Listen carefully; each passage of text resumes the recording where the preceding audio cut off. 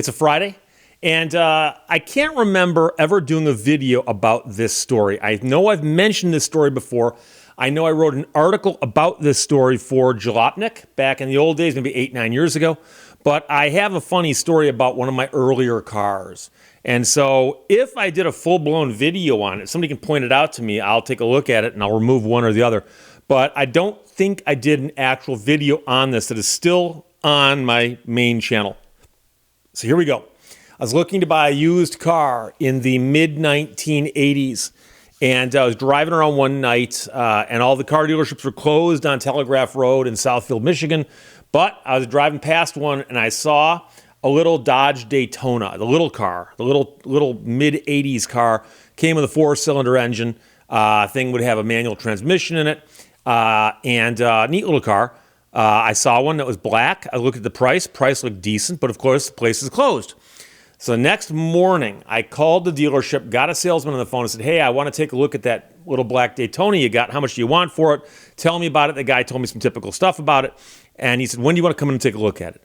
I said, I'll come in at noon. Pick a time. I don't know if noon is correct, but I picked a time. He goes, I will see you then. Ask for me my name is. And he told me his name. So I go to the dealership, go inside, go, hi, I'm here to see so-and-so. They go, oh, hang on a second. And nice guy comes walking out. Hey, how you doing, man? Shakes my hand, introduces himself. He goes, you're Steve. You called about the Daytona. He goes, I just had it brought around back. They're washing it, waxing it, cleaning it up, and they'll pull it around front for you in just a second. You can take it for a test drive. Let me see your driver's license. I'm like, cool. So I hand the guy my driver's license. He Xeroxes it, I assume, gives it back to me. A porter brings the car around out front. We walk around there. We, walk around the car a little bit. Guy goes, take it for a drive. So I jump in the car and I take it for a drive. I still remember this vividly. Pull out of the Telegraph, went up about a mile, hit a turnaround, came down about a mile, turn around, came back to the dealership. Go inside and go, hey, I like that thing. Runs real nice. And he goes, okay, what kind of, are you talking about financing here? You got to take a loan? Do you have a job? What do you do? So I had a little conversation with the guy, explained to him that at the time I did have a job, made decent money, and but I was going to need to borrow some money. Didn't have all the cash on me at that moment in time. And I think I had an old Chevy Monza I was about to get rid of that had quite a few miles on it and was leaking and smoking. And so I said, yeah. So I'm going to have to take out a loan. Wasn't a lot of money, though. It was a fairly small loan. And he goes, okay, no problem. Fill out a credit application, blah, blah, blah, blah, blah. And, here's the price. And we were sitting down doing the numbers like you do. And this was the first time in my life I'd ever bought a car at a used car dealer, okay? Previous cars I'd owned, I'd bought from my brother, or the Dodge Charger I talk about from time to time I bought from a friend of my brother's friend. And so this was sitting down at a car dealership. I was by myself. I'm a young adult, I'm in my mid-20s. So I'm talking to the guy about this. And we're going over the numbers, and he goes, okay, and of course you're going to want to buy the service contract. Now, here's the thing. I wasn't a lawyer yet. I hadn't even returned to college yet. I was thinking about going back to school and getting my undergrad and getting my law degree, but I was just a young man, and the guy goes, and you're going to want to buy the service contract. And I somehow knew instinctively there was something wrong with that statement. But I said, I don't really think so. I'm pretty good mechanically. I've got brothers who are mechanics and stuff. I'm not that worried about it. Guy goes, no. He goes, here's the deal. He goes, first of all, just so you know, this is not a Dodge dealer, and the car you're buying is a Dodge. He goes, we sell extended service contract from General Motors, but despite that, you can buy that service contract on this car. I go, okay, and he goes, and this car is out of warranty. And it's a 4-cylinder, it's a manual transmission, it's just all kinds of stuff that can go wrong in that car. And he goes, and you're going to want that stuff covered. And I go, how much is it? He told me, and the price seemed a bit up, a bit expensive. And I said, I don't think so. And he looked at me and he goes, I'm not going to let you buy the car without it. Now, on principle, I should have said, I'm sorry, gotten up and walked, as George Costanza would say. But I didn't. I liked the car. I thought the price was fair. And I look at the contract And I'm reading it, and it's not a third-party contract by some wacky company, but technically it's a third-party contract. But it's from one of the major automakers, okay? This isn't Bob's Warranty Shack of Idaho. This is General Motors, and it's their protection plan, the GMPP, which I've come to know quite well by practicing law in this field. And he goes, you want this. Trust me, you want this.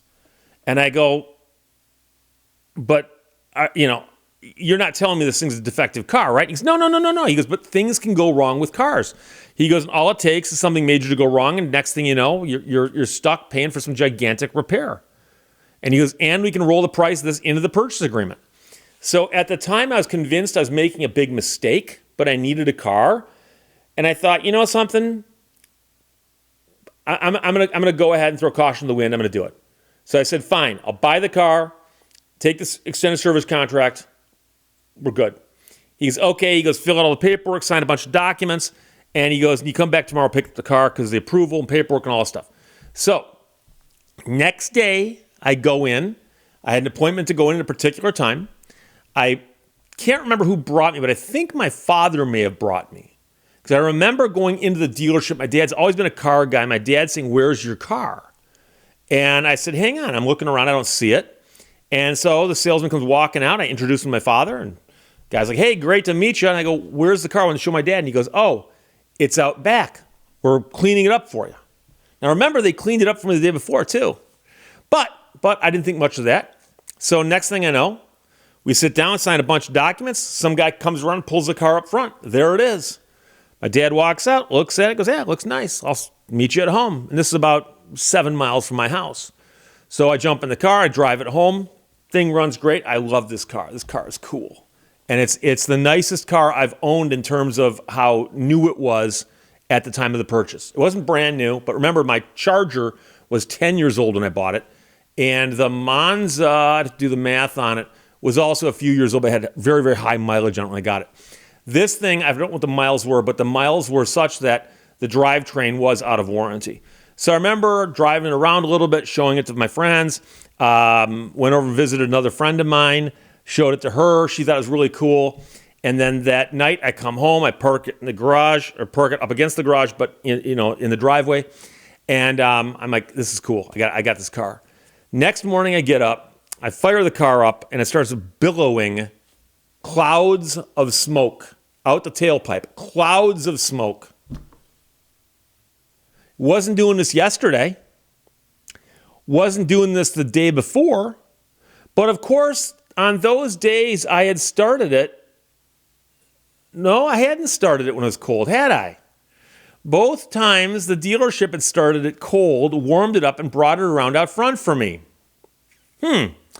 Every time I drove it the day before, it was warm. But now, when it's cold, it's billowing smoke all over the place, out the tailpipe. Now, the car guys in my audience know this. You can tell by smelling the fumes whether you are burning off antifreeze, burning off oil, or what's happening. And of course, what's happening here is it's billowing out burnt oil. Except that it stops when the engine gets nice and warm. And guys in the audience are already typing away going, bad turbocharger. Bad turbocharger. And that's what it was. And so I still had friends at the gas station that I used to work at. I drove it up there. And my friend who's the mechanic, who's the son of the owner, goes, yeah, Steve, it's a bad turbocharger. He goes, why didn't you notice this when you test drove it? And I said, it was warm when I test drove it. And he goes, well, that's why. The guy didn't want you to know about that bad turbocharger. And I said, huh. And he goes, did you get a warranty with it? I said, yes, I did. He goes, well, check, see if it covers turbochargers. So, open up the glove box, yank up the paperwork. The GM protection plan covers turbochargers. I kid you not. So first thing I did, though, I have to admit this, I called the salesman. And I said, hey, you sold me a car with a bad turbocharger. I was expecting him to say no. What are you talking about? He goes, good thing you bought that protection plan.